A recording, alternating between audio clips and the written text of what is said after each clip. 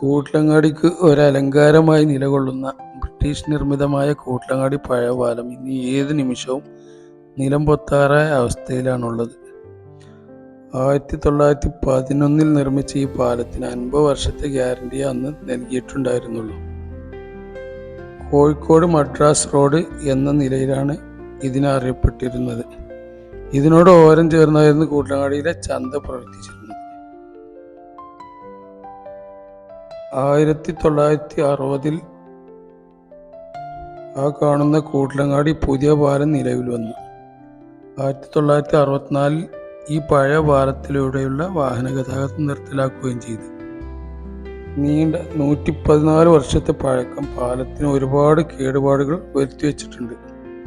തുരുമ്പ് വീണ് ദ്രവിച്ചു പോയ പാലത്തിൻ്റെ പല ഭാഗങ്ങളും അടർന്നു പോയി പാലം ചെരിഞ്ഞ അവസ്ഥയിലാണുള്ളത്.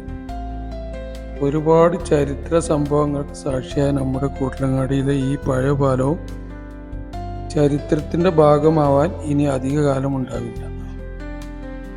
വരും തലമുറക്ക് ഈ പാലം കാണാനുള്ള ഭാഗ്യവും ഉണ്ടാവുമെന്ന് തോന്നുന്നില്ല.